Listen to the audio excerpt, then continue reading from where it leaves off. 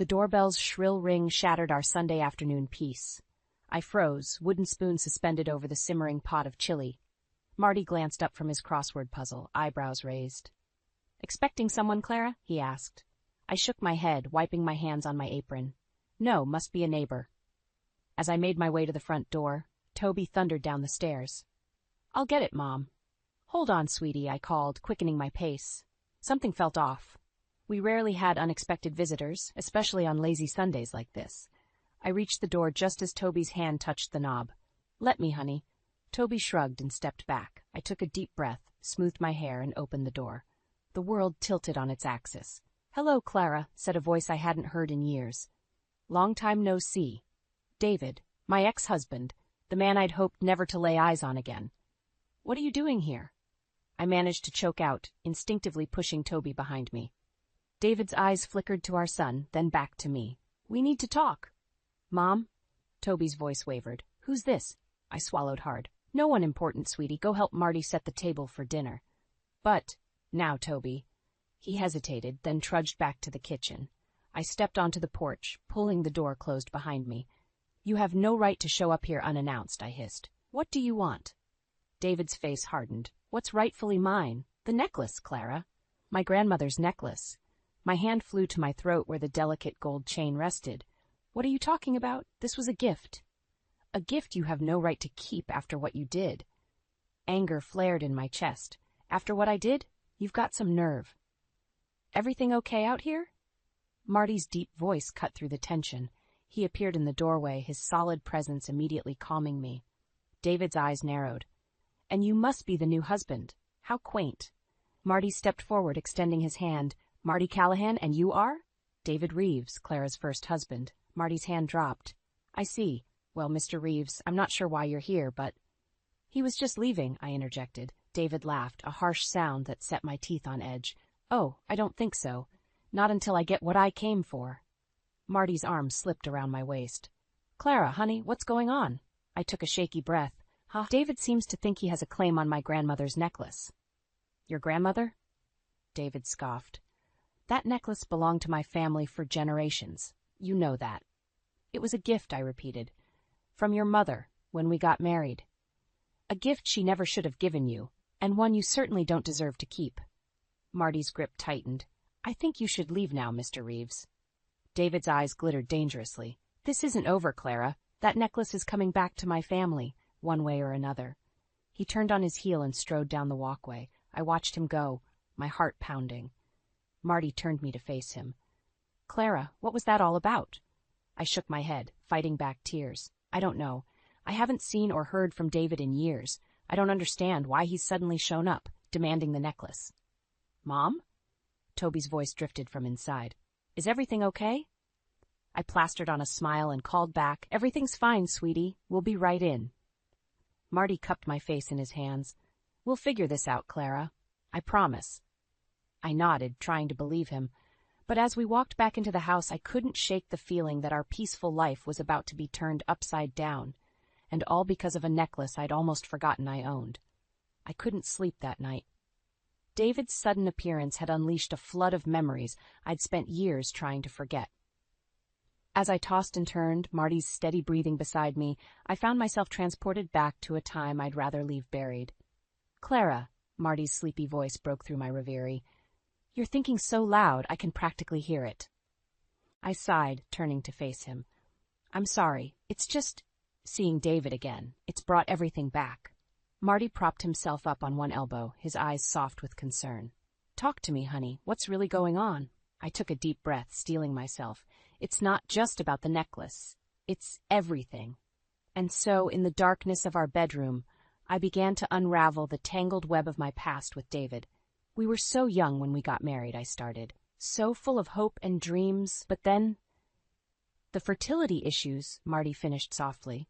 I nodded, feeling the old ache resurface. Month after month, year after year, the disappointments, the treatments, the fights. It was killing us, Marty, killing me. "And David, how did he handle it?" I laughed bitterly.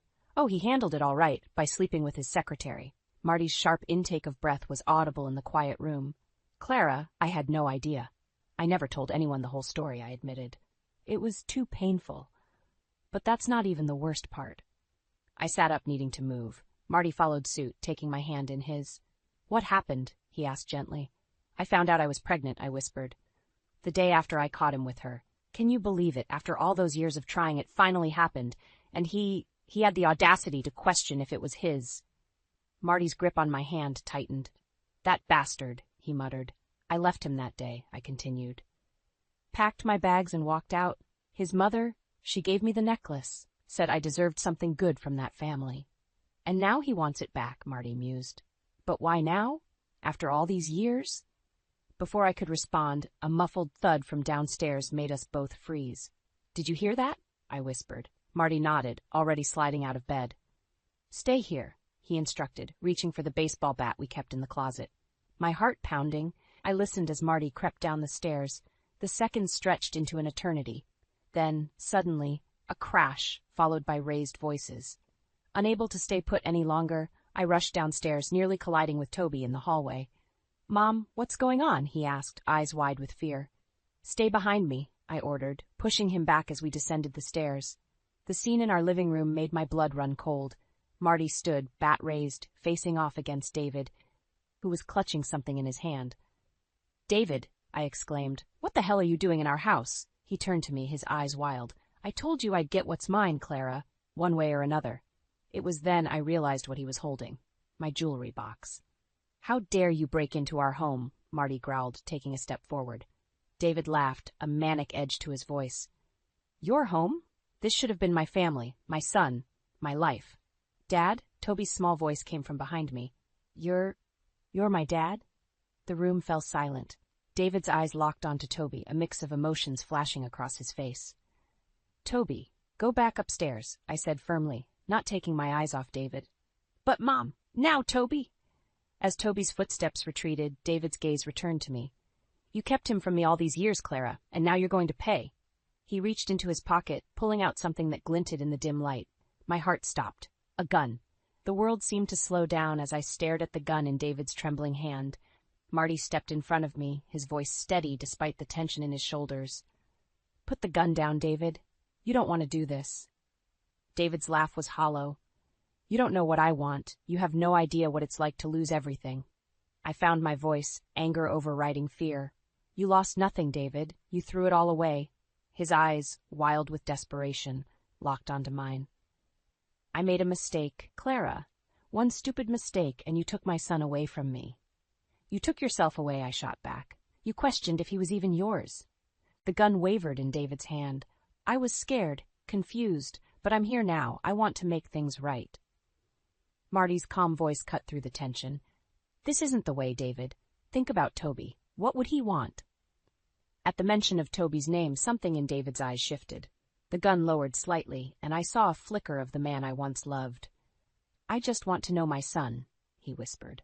In that moment, I realized how much Marty had changed my life. His unwavering support, his love for Toby, his ability to bring calm to chaos, it all came rushing to the forefront of my mind. I thought back to the day I met Marty, barely 2 months after leaving David. I was a mess, trying to navigate single motherhood and a high-risk pregnancy. Marty, a friend of a friend, had offered to help me move into my new apartment. "I don't need charity," I had snapped at him. His response was a gentle smile. "It's not charity, Clara. It's what decent people do for each other." That day, as he patiently assembled furniture and hung curtains, never pushing for more than I was willing to give, I felt the first stirrings of hope in months. Over the next year, as I adjusted to life with Toby, Marty became a constant presence. He was there for Toby's first steps, his first words. He was there when I cried over lost dreams and celebrated new beginnings. When Toby was 2, Marty proposed. I hesitated, scarred by my past. "I'm not asking to replace anyone," he had said. "I'm asking to build something new together. You, me, and Toby." Now, facing down my past in the form of an armed and desperate David, I knew with absolute certainty that Marty was the best decision I had ever made. I stepped out from behind Marty, ignoring his attempt to pull me back. "David," I said softly, "put the gun down, please, for Toby's sake." His hand shook. "I just want a chance." "And you'll get one," I promised, though the words tasted bitter. "But not like this. Never like this." Slowly, agonizingly, David lowered the gun. As soon as it left his hand, Marty was there, kicking it away and restraining David. "I've called the police," Toby's voice came from the stairs. We all turned to see him, phone in hand, tears streaming down his face. "Oh, sweetheart," I breathed, rushing to him. As sirens wailed in the distance, I held my son close, Marty's strong presence at our backs. David sagged in defeat, the fight gone out of him.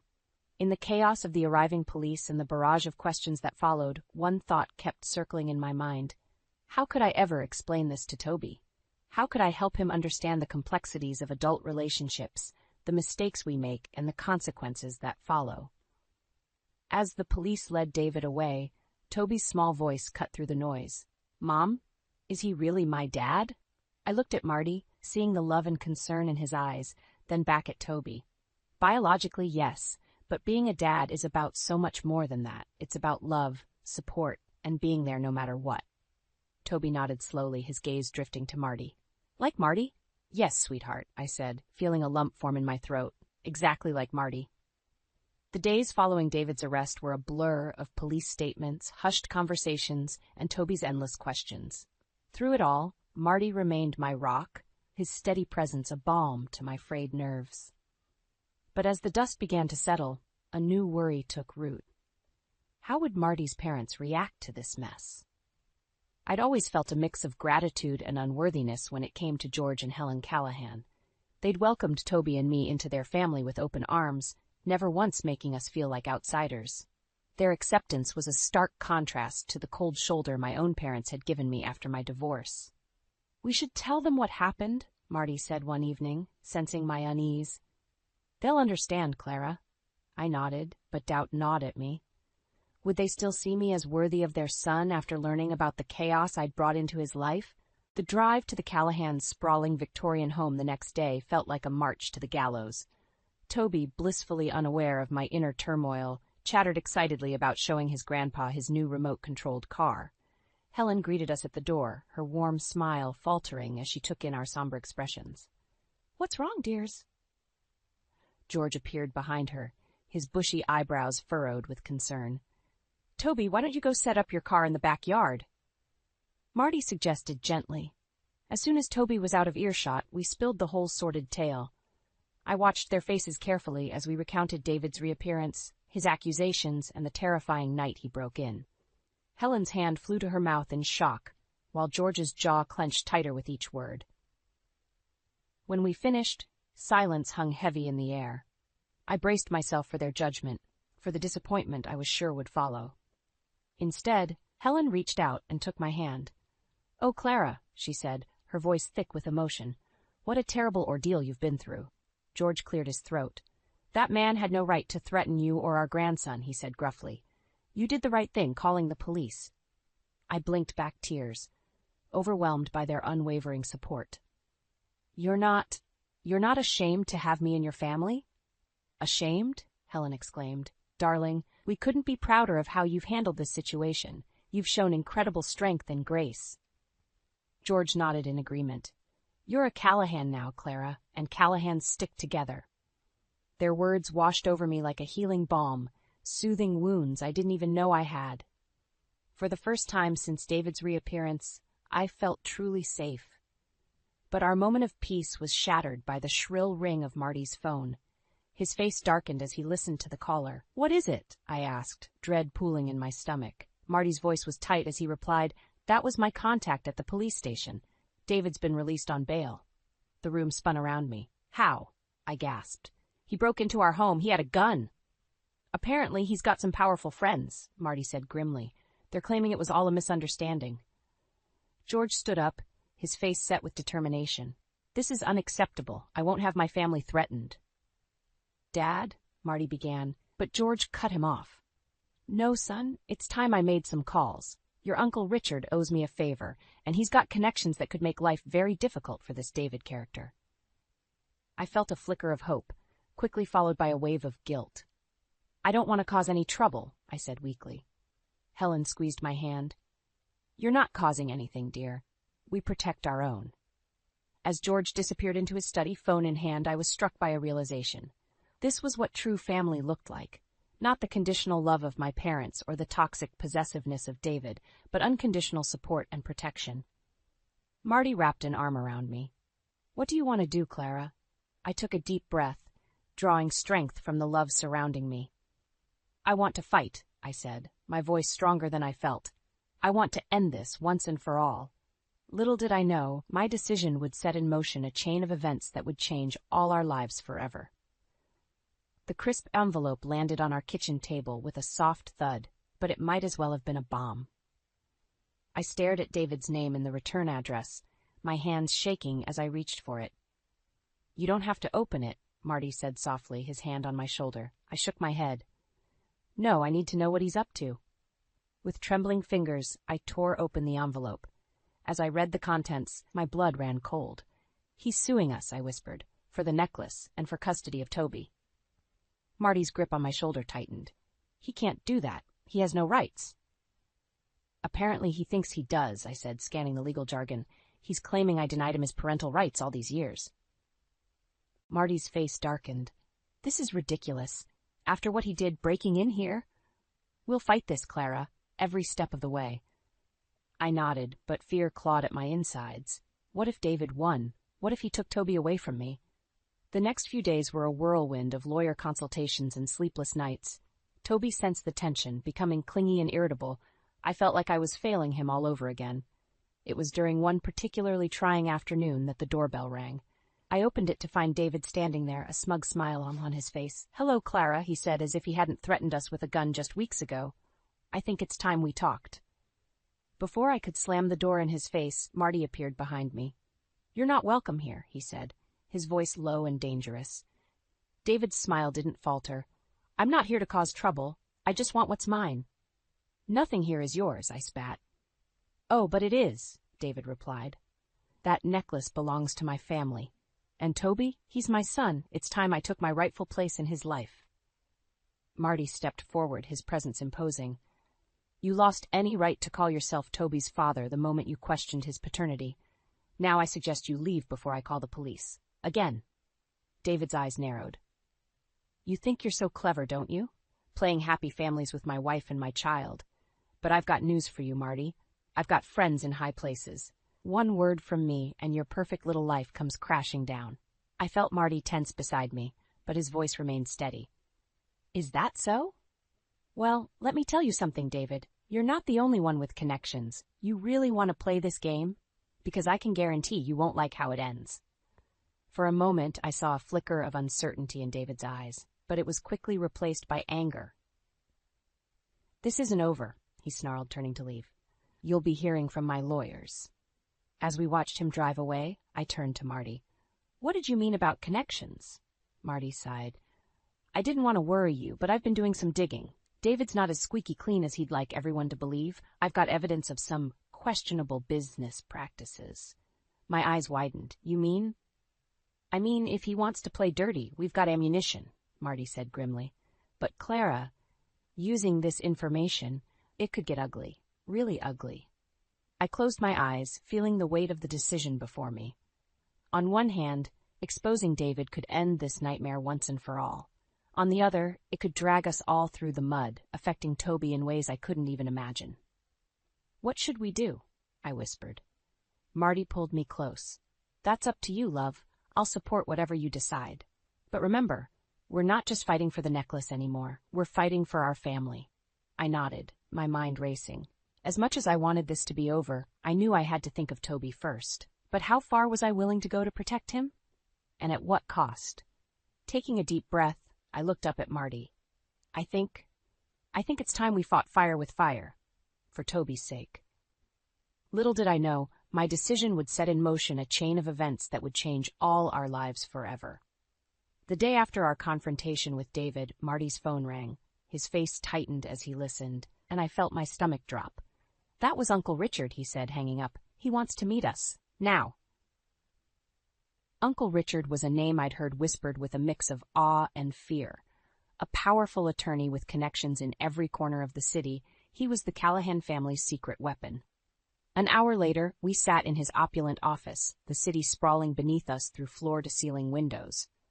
Richard Callahan was every bit as imposing as I'd imagined, silver-haired, sharp-eyed, with an air of authority that filled the room. "So," he said, leaning back in his leather chair, "David Reeves is causing trouble." I nodded, my throat dry. "He's suing for custody of our son and demanding the return of a family heirloom." Richard's eyes narrowed. "And you're sure you want to fight this?" "Yes," I said firmly, gripping Marty's hand. "We can't let him win." A slow smile spread across Richard's face. "Good, because I've done some digging, and what I've found, well, let's just say Mr. Reeves isn't as squeaky clean as he'd like people to believe." He slid a file across the desk. As Marty and I pored over its contents, my eyes widened in shock. Fraudulent business deals, offshore accounts, even evidence of bribery, David's carefully constructed facade was nothing but a house of cards. "With this information," Richard continued, "we can not only crush his lawsuit, but potentially ruin him completely. The question is, are you prepared for the fallout?" I hesitated, the weight of the decision pressing down on me. "What kind of fallout?" "This will be messy," Richard warned. "Once we start, there's no going back. David will be destroyed professionally and personally. It could affect Toby, knowing what his biological father has done." I closed my eyes, torn between the desire for justice and the need to protect my son. But then I remembered David's smug face, his threats, the terror of that night he broke into our home. My resolve hardened. "Do it," I said, my voice stronger than I felt. Richard nodded, reaching for his phone. "I'll set things in motion immediately." The next few days were a whirlwind. News of David's misdeeds spread like wildfire through the business community. His company's stock plummeted, partners distanced themselves, and whispers of a federal investigation filled the air. I watched it all unfold with a mix of satisfaction and guilt. But nothing prepared me for the moment Toby came home from school, tears in his eyes. "Is it true?" he asked, his voice small. "Is Dad really a bad guy?" My heart shattered. I pulled him close, struggling to find the right words. "Your father? He's made some mistakes, honey, but that doesn't change who you are." As I held my sobbing son, I wondered if we'd made the right choice. Had our desire for justice blinded us to the cost? But there was no time to dwell on regrets. That evening, as we sat down to dinner, a frantic pounding on our front door made us all jump. I opened it to find David, disheveled and wild-eyed. The man who had once exuded confidence and control now looked broken. "What have you done?" he hissed, pushing past me into the house. "You've ruined everything." Marty was there in an instant, placing himself between David and me. "You need to leave now." But David was beyond reason. He lunged forward, his hands reaching for my throat. "You bitch! You've destroyed my life!" As Marty grappled with David, I heard Toby's terrified scream from the kitchen. In that moment, watching my son witness this violence, something inside me snapped. I grabbed the nearest object, a heavy vase, and swung it with all my might. It connected with David's head with a sickening thud, and he crumpled to the floor. As sirens wailed in the distance and Toby sobbed in my arms, I stared at David's unconscious form. What had we become, and how could we ever come back from this? The days following David's attack blurred together in a haze of police statements, hushed conversations, and Toby's nightmares. I felt like I was walking on a tightrope, one wrong move away from plummeting into an abyss of guilt and regret. It was a crisp autumn morning when the call came. David wanted to meet. Alone. "Absolutely not," Marty insisted, his face etched with worry. "It's too dangerous." But I knew this had to end, for all of us. I need to do this, Marty. For Toby. For us. The cafe we agreed to meet at was nearly empty. I spotted David immediately, hunched over a coffee cup, a shadow of his former self.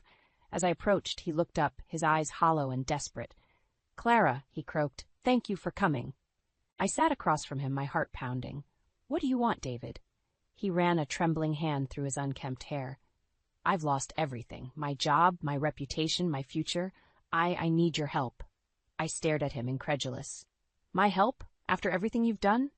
"Please," he begged, reaching for my hand. I pulled away instinctively. "If you just tell them it was all a misunderstanding, that you exaggerated." "Exaggerated?" My voice rose, drawing glances from nearby tables. "Like, you broke into our home, you threatened us with a gun, you tried to take our son away." David's face crumpled. I was desperate. I just wanted to be part of Toby's life, to have something of my old life back. For a moment I felt a flicker of pity. But then I remembered Toby's tears. the fear in his eyes. "You lost that right long ago, David, when you questioned if he was even yours." "I know," he whispered, "and I'll regret that for the rest of my life. But please, Clara, I'm begging you, help me salvage something. Anything." I took a deep breath, steeling myself for what I had to say. "No, David, I won't help you. This ends now. You need to leave us alone, for good." His eyes hardened, a glimpse of the old David shining through. "You can't do this to me. You'll what?" I interrupted, my voice steady. "There's nothing left for you to threaten us with. It's over." I stood to leave, but David grabbed my wrist. "The necklace. At least give me that. It's all I have left of my family."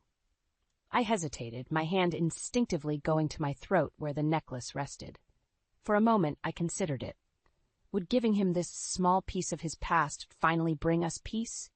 But then I remembered the day David's mother had given it to me. "You're family now," she had said. "This belongs to you." I gently pried David's fingers from my wrist. "No, David, the necklace is mine, just like this life is mine, the life I've built with Marty and Toby, a life you have no place in anymore." As I turned to walk away, David called out, his voice breaking. "I'm sorry, Clara, for everything. I hope you can forgive me someday." I paused at the door, looking back at the broken man who had once been my husband. "Goodbye, David," I said softly. "I hope you find peace." Stepping out into the sunlight, I felt a weight lift from my shoulders. For the first time in months, I could breathe freely. But as I walked home, a new worry gnawed at me. How would I explain this to Toby? How could I help him understand the complexities of forgiveness and closure? As I approached our house, I saw Toby and Marty in the front yard, laughing as they raked leaves. The sight of them, so carefree and happy, brought tears to my eyes. I realized then that while the past would always be a part of us, it didn't have to define our future. Taking a deep breath, I walked towards my family, ready to face whatever came next, together. The weeks following my confrontation with David were filled with a strange mix of relief and unease. Each day that passed without incident felt like a small victory, but I couldn't shake the feeling that the other shoe was about to drop. It was a quiet Sunday morning when it finally did. I was sipping coffee, scrolling through my emails, when I saw it. Subject line, "One last plea." From David. My finger hovered over the delete button, but curiosity won out. I opened it, bracing myself for more manipulation, more threats. Instead, I found something unexpected. "Clara," it began, "I know I have no right to contact you, but I needed to say this. I'm leaving town, for good. I've realized that my presence here is toxic, not just for you and Toby, but for myself. I'm sorry for all the pain I've caused. I hope that one day, Toby might be willing to know me, but I understand if that never happens.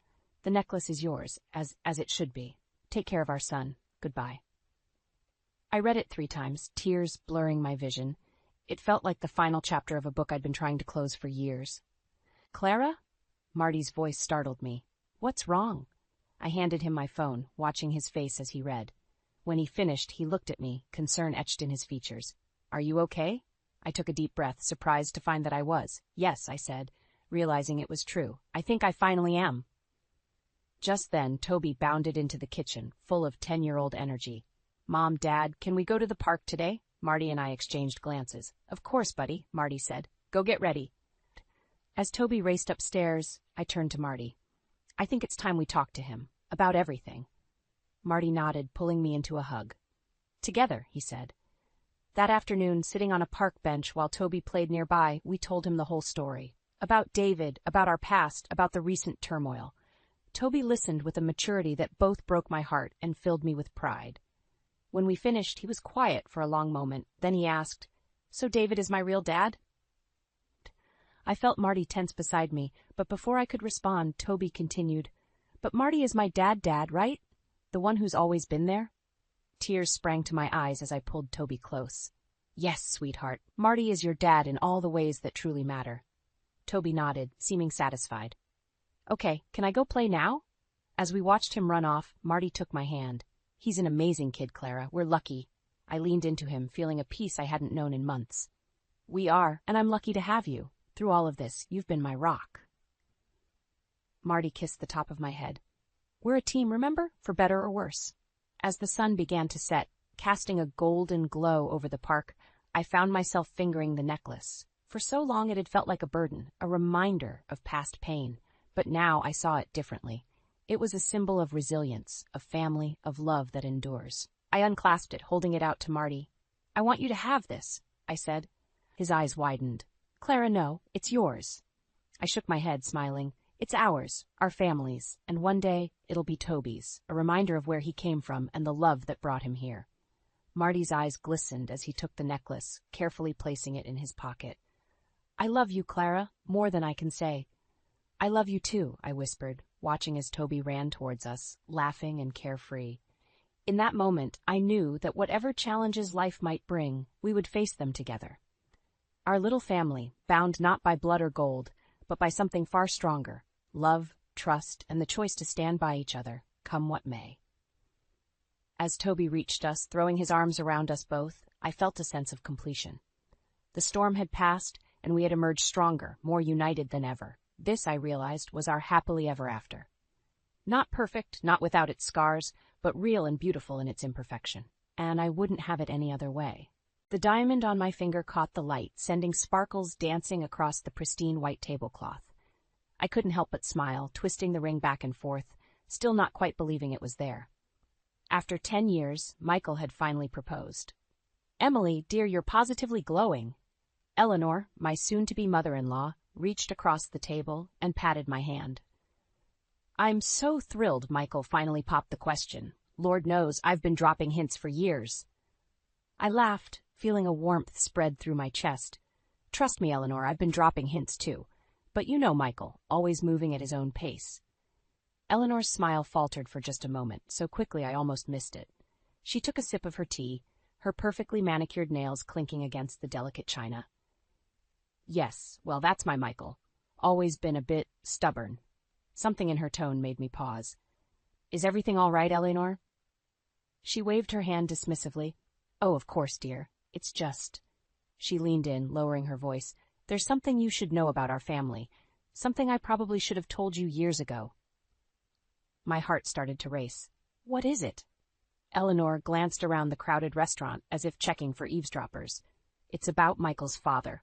The story he's told you, well, it's not entirely true." I frowned, confused. "What do you mean?" "Michael said his father died when he was young." "That's what Michael believes," Eleanor said, her voice barely above a whisper. "But the truth is, his father left us, abandoned us when Michael was just a baby." I felt like I'd been punched in the gut. "What? But... Why would Michael lie about that?" Eleanor's eyes filled with tears. "He doesn't know, Emily. I told him his father died. I couldn't bear for him to know the truth."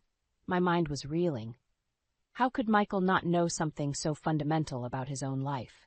And why had Eleanor kept this secret for so long? Before I could ask any more questions, my phone buzzed. It was a text from Michael. "Where are you? Thought we were meeting at 2?"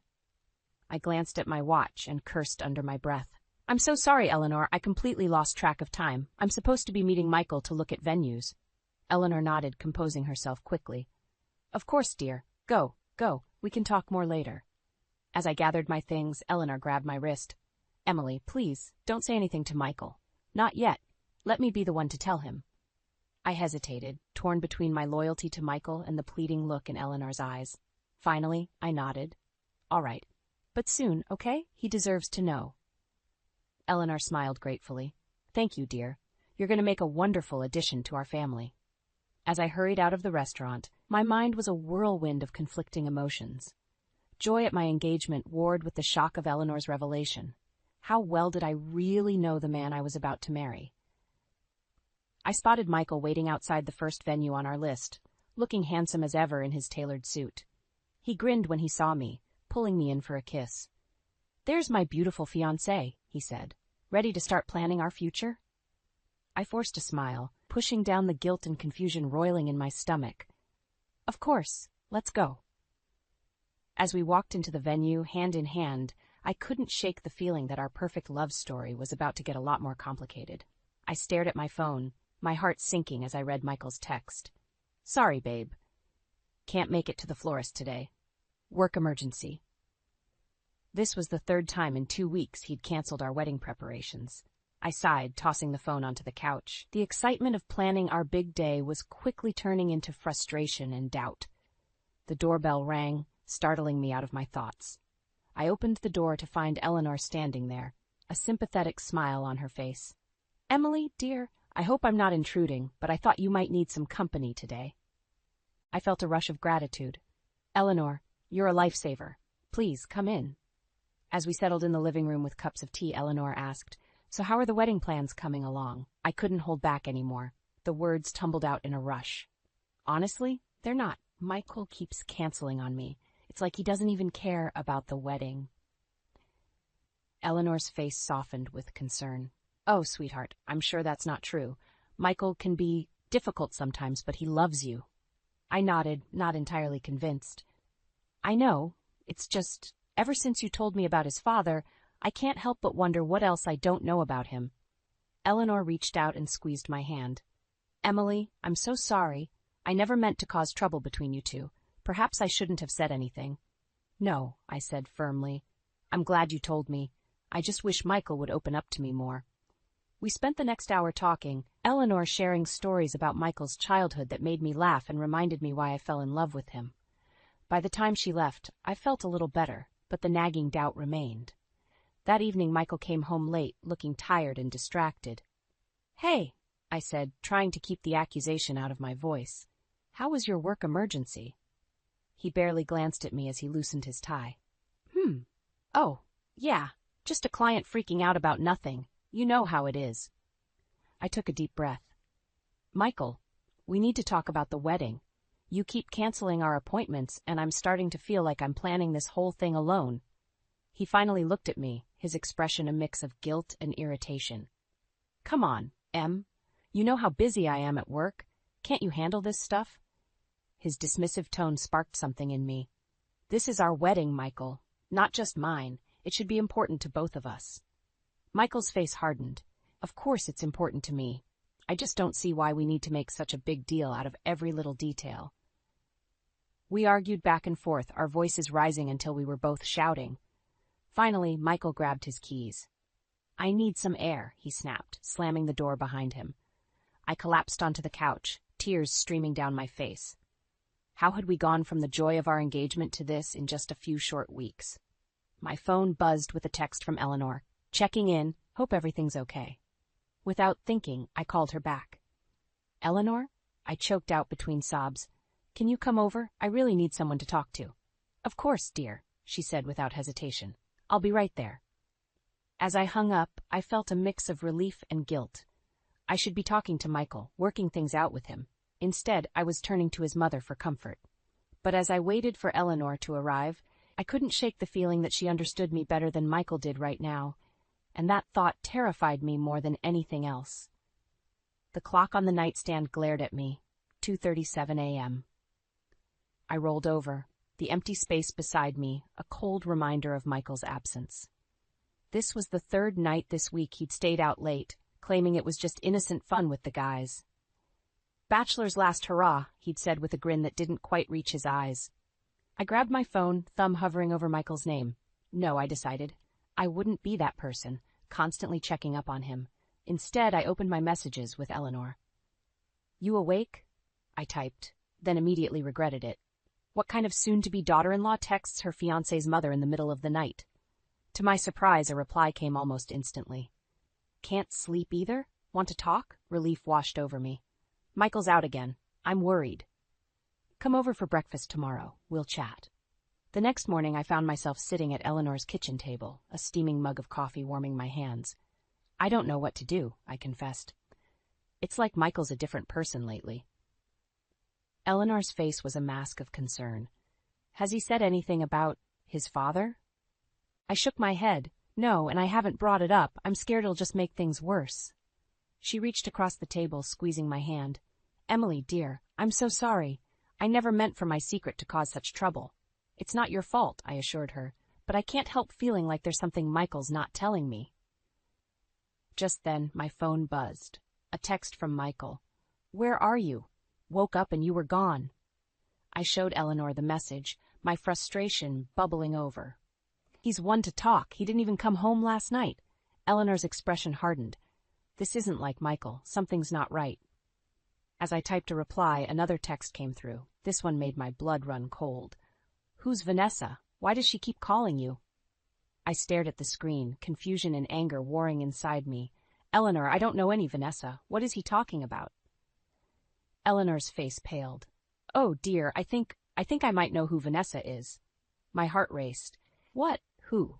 She hesitated, then said softly, Vanessa is Michael's father's new wife. The room spun. What? But you said his father left when Michael was a baby. How could he? I'm so sorry, Emily. There's more to the story than I told you. Michael's father, he's been trying to reconnect. I've been keeping his messages from Michael, trying to protect him. I felt like I couldn't breathe. So all this time, Michael's father has been alive? Trying to contact him, and you've been hiding it. Eleanor nodded, tears in her eyes. I thought I was doing the right thing, but now, with Michael acting so strangely, I'm afraid he might have found out somehow. My mind raced. Could this explain Michael's recent behavior? The late nights, the secretiveness? Was he meeting with his long-lost father behind my back? I have to go, I said, standing abruptly. I need to talk to Michael. Eleanor grabbed my arm. Emily, wait, please be careful. Michael, he can be like his father sometimes. Unpredictable when he's upset. Her words sent a chill down my spine. What exactly was she implying? As I drove home, my emotions swirled like a storm. Anger at Michael for lying, at Eleanor for keeping secrets, at myself for not seeing what was happening right in front of me. I pulled into our driveway, steeling myself for the confrontation to come. But as I opened the front door, I froze. The house was in chaos. Drawers pulled out, contents strewn across the floor. And there, in the middle of it all, stood Michael, a suitcase at his feet and a wild look in his eyes. Michael, I whispered, fear gripping my heart. What's going on? He turned to me, his face a mask of pain and fury. I know everything, Emily. About my father, about the lies, and I know you've been talking to my mother behind my back. As he advanced towards me, I realized with terrifying clarity that I didn't know this man at all. And I had no idea what he was capable of. The morning of my wedding day dawned bright and clear, a stark contrast to the turmoil in my heart. I stood before the mirror, my white dress a ghostly reflection of the bride I was supposed to be. But all I could see were the shadows of doubt in my eyes. Last night's confrontation with Michael played on repeat in my mind. His anger, his accusations, the way he'd grabbed my arm when I tried to leave. In the end, he'd broken down, sobbing about his father's betrayal and begging for forgiveness. We'd talked for hours and he'd promised to be better, to be honest from now on. But as I adjusted my veil, I couldn't shake the feeling that I was making a terrible mistake. A soft knock at the door interrupted my thoughts. Emily? Eleanor's voice called. Can I come in? I hesitated, then called out, Yes, come in. Eleanor entered, her eyes widening as she took in my appearance. Oh, Emily, you look beautiful. I tried to smile, but it felt forced. Thank you, Eleanor. She approached me, her face etched with concern. Are you sure about this, dear? After everything that's happened? I turned back to the mirror, avoiding her gaze. Michael explained everything. He was just upset about his father. We're going to work through it together. Eleanor's reflection frowned. Emily, I know my son. He's not always... Please, I interrupted, my voice sharper than I intended. I've made my decision. Eleanor nodded, her eyes sad. All right, dear, I just want you to be happy. As she left, I felt a pang of guilt. Eleanor had become such a source of comfort these past weeks, but she was still Michael's mother. I couldn't keep relying on her. The ceremony was a blur. I walked down the aisle, my eyes locked on Michael. He looked handsome in his tux, his smile bright and reassuring. But as I reached him, I noticed a slight tremor in his hands. We exchanged vows, Michael's voice steady as he promised love and fidelity. When it was my turn, I hesitated for just a moment, my doubts threatening to choke me. But I pushed through, the words leaving my lips even as my heart raced with uncertainty. I now pronounce you husband and wife, the officiant declared, and Michael pulled me in for a kiss. The small crowd of family and friends applauded, but it sounded distant and muffled to my ears. At the reception, I plastered on a smile, accepting congratulations and posing for photos. But my eyes kept drifting to Michael, watching as he downed glass after glass of champagne. Are you okay? I whispered during a quiet moment. He grinned, his eyes slightly unfocused. Never better, babe. We did it. As the night wore on, Michael became more boisterous, his laughter too loud, his movements unsteady. I saw Eleanor watching him with a mix of concern and resignation. Finally, as the last guests were leaving, Michael stumbled, nearly knocking over the gift table. I rushed to steady him, the smell of alcohol heavy on his breath. I think it's time we went home, I said softly. He laughed, pulling me close. Home? But the party's just getting started. I extricated myself from his grip, my patience wearing thin. Michael, please, you're drunk. His face darkened. Don't tell me what I am, he snapped, loud enough for the remaining guests to turn and stare. Embarrassment and anger flooded through me. This was supposed to be the happiest day of my life. Instead, I felt like I was drowning. Eleanor appeared at my side, her hand on my arm. Let me help you get him home, she offered quietly. I nodded, too tired to argue. As we maneuvered a protesting Michael into the car, Eleanor squeezed my hand. Remember, Emily, she said, her voice low and urgent, you always have a choice. As we drove away, Michael already passed out in the back seat, her words echoed in my mind. A choice. But what choice did I have now? I was married, for better or for worse.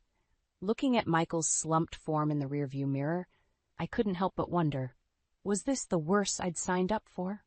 And if so, how much worse could it get? I zipped up the last suitcase, my heart fluttering with a mix of excitement and apprehension. Our honeymoon to Bali was just hours away, a chance to escape the tension of the past few weeks and start our married life on a positive note. Maybe, just maybe, this trip would be the fresh start Michael and I desperately needed. As I wheeled the luggage to the front door, my phone rang. Michael's name flashed on the screen. Hey, honey, I answered, trying to keep my voice light. Are you on your way home? Our flight's in 4 hours. There was a pause, then Michael's voice came through, strained and hesitant. I have some bad news. My stomach dropped. What is it? It's my mom, he said. She's in the hospital, some kind of sudden illness. I'm with her now. I sank onto the couch, my mind reeling. Oh my God, is she okay? What happened? The doctors aren't sure yet, Michael replied. But I don't think we can go on our honeymoon, not with Mom like this. The words hit me like a physical blow. I closed my eyes, fighting back tears of frustration and disbelief. Michael, are you sure? Can't your sister stay with her? We've been planning this trip for months. I know, he said, his voice rising.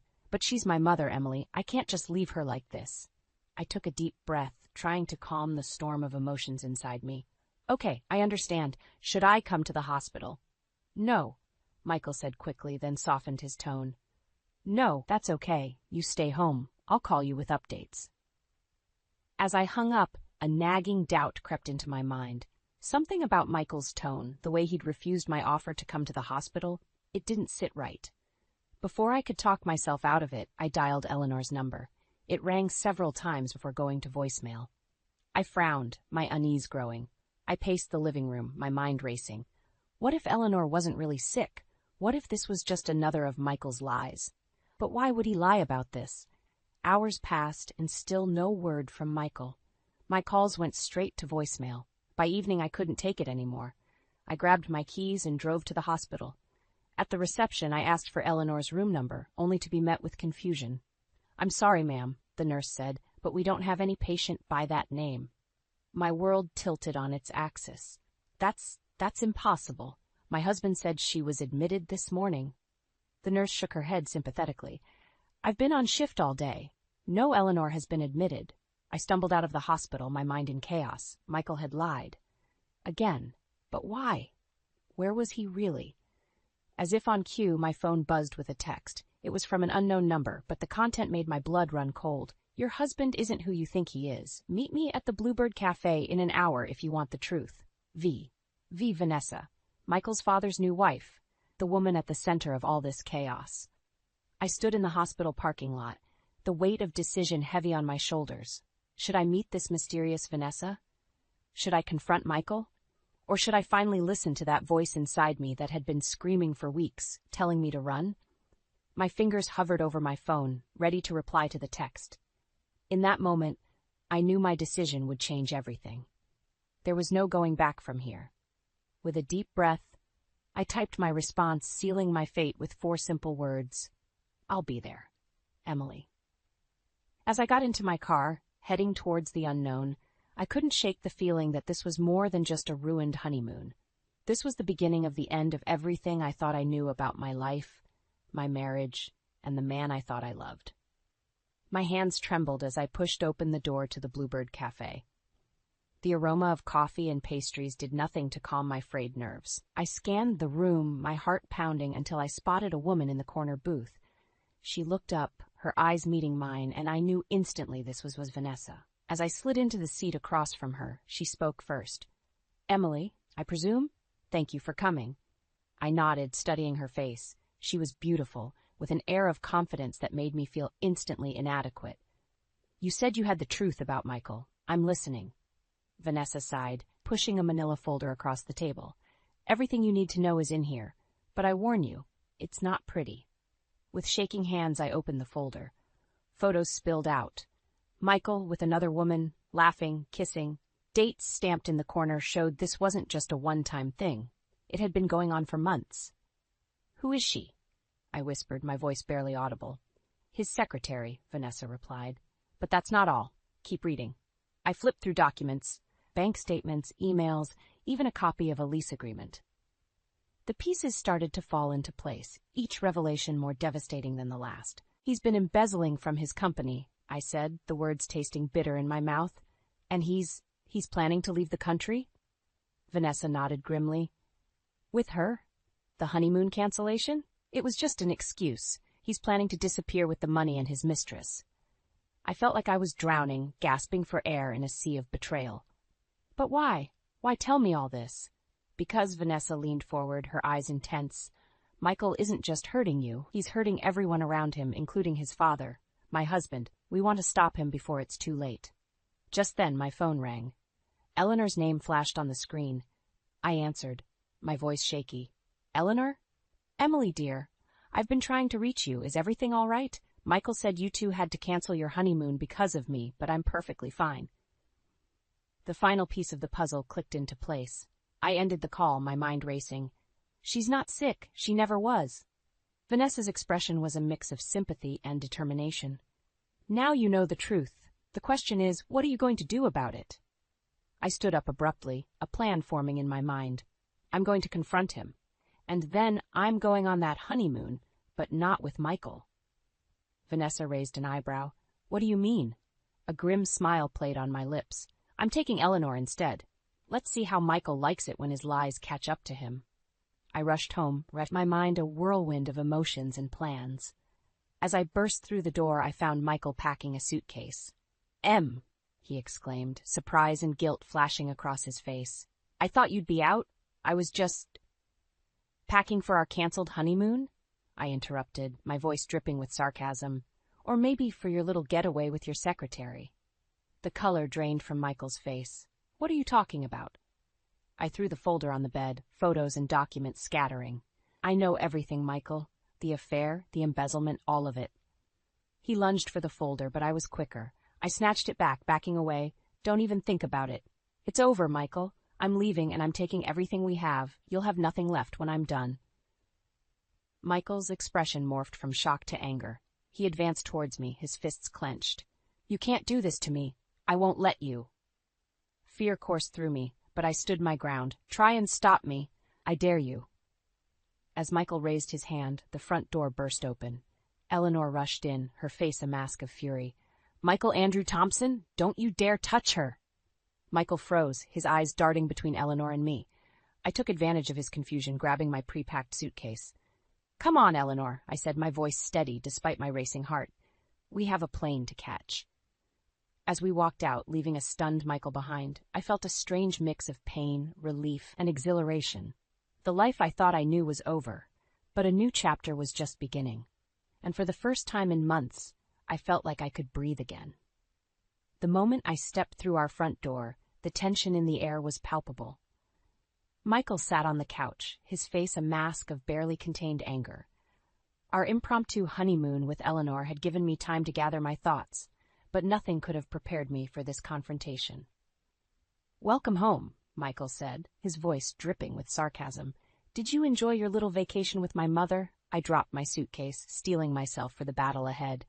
Cut the act, Michael. We both know what's really going on here. He stood, his eyes flashing dangerously.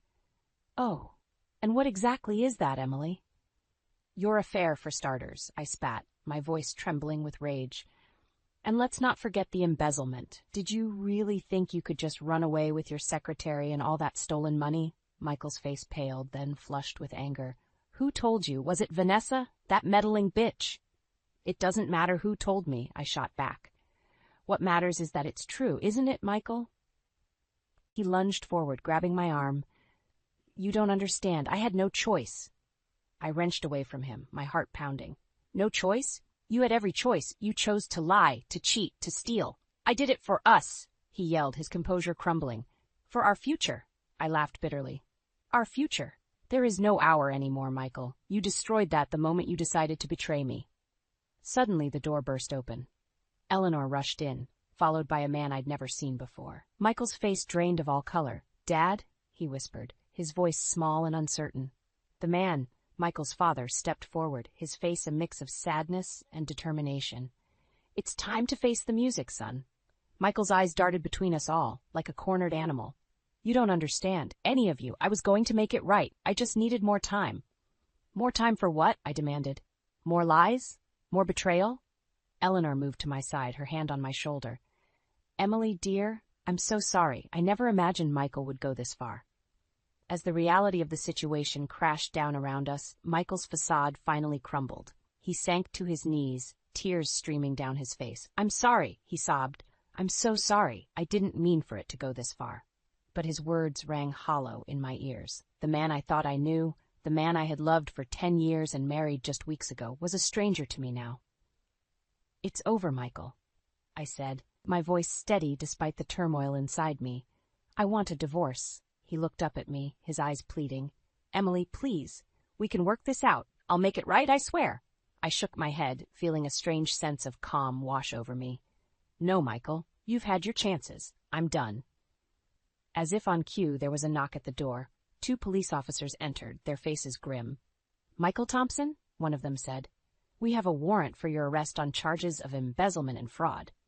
As they read him his rights and led him away in handcuffs, I felt a complex mix of emotions. Relief, sadness, anger, and an overwhelming sense of loss. The life I thought I had, the future I had planned, it was all gone in an instant. Eleanor wrapped her arm around me as we watched Michael being driven away. What will you do now, dear? She asked softly. I took a deep breath, feeling both terrified and strangely liberated. I don't know, I admitted. But for the first time in a long time, I feel like I can finally start living for myself. As the police car disappeared around the corner, I realized that this wasn't just the end of my marriage. It was the beginning of a new chapter in my life, one filled with uncertainty, but also with the promise of freedom and self-discovery. The courthouse loomed before me, a monument to the end of my marriage and the beginning of my new life. I took a deep breath, steadying myself for what lay ahead. Eleanor's reassuring hand on my shoulder gave me the strength to push open the heavy doors. As we entered the courtroom, I saw Michael for the first time since his arrest. He looked haggard, his once confident demeanor replaced by a shell of a man. Our eyes met briefly, and I felt a twinge of something. Not love, not anymore, but a complex mixture of pity, anger, and regret. The proceedings began, a blur of legal jargon and formalities. I barely registered the words until the judge addressed me directly. Mrs. Thompson, do you wish to make a statement before the court renders its decision? I stood, my legs shaky but my resolve firm. Yes, Your Honor. As I faced the courtroom, I saw not just Michael, but the faces of those whose lives he'd affected, his parents, our friends, even his former secretary, who looked as broken as I felt. 10 years ago, I fell in love with a man I thought I knew, I began, my voice growing stronger with each word. I built my life around him, dreamed of a future with him, but that man never truly existed. Instead, I married a stranger, a liar, a cheater, a thief. Michael flinched at my words, but I pressed on. I stand here today not just as a victim of his crimes, but as a survivor. I've lost my marriage, my trust, and the future I thought I'd have. But I've gained something too, the truth and the strength to face it. I turned to Michael, meeting his gaze head-on. I forgive you, Michael. Not for your sake, but for mine. I refuse to let your betrayal define me or my future. As I sat down, I felt a weight lift from my shoulders. The judge's verdict came swiftly. Michael was sentenced to prison for his financial crimes, and our divorce was granted. Outside the courthouse, Eleanor enveloped me in a tight hug. "I'm so proud of you, Emily," she whispered, her voice thick with emotion. I pulled back, studying her face. "Eleanor, I don't know how to thank you for everything." She smiled, her eyes glistening with unshed tears. "Oh, my dear, you don't need to thank me. Your family, no matter what." Those words, so simple yet so profound, broke something open inside me. I began to sob, releasing all the pain, anger, and fear I'd been holding on to for so long. Eleanor held me, her presence a balm to my battered soul. As my tears subsided, I realized something fundamental had shifted within me. The betrayal still hurt, the wounds were still raw, but I was no longer defined by them. I was more than Michael's ex-wife, more than a victim of his deceit. I was Emily, strong, resilient, and ready to write my own story. "What now?" Eleanor asked gently as we walked away from the courthouse. I took a deep breath, feeling the warm sun on my face and the promise of possibility in the air. Now I start over. I find out who I am without Michael, without the lies and the doubt. Eleanor squeezed my hand. "And you won't be alone. I'll be right here every step of the way." I smiled, feeling a genuine spark of hope for the first time in months. I know. And that means more to me than you could ever know. As we drove away, leaving behind the shattered remains of my old life, I felt a sense of peace settle over me. The road ahead was uncertain, filled with challenges I couldn't yet imagine. But I was ready to face them, armed with the truth, supported by unexpected friendships, and fueled by a newfound belief in myself. The betrayal that had nearly broken me had also set me free. And in that freedom, I found the strength to embrace the unknown, to forgive without forgetting, and to love again, starting with myself. As Eleanor and I planned a celebratory dinner, I realized that sometimes the most beautiful relationships can bloom from the ashes of betrayal. My story wasn't over, it was just beginning. And this time I would be the author of my own happily ever after.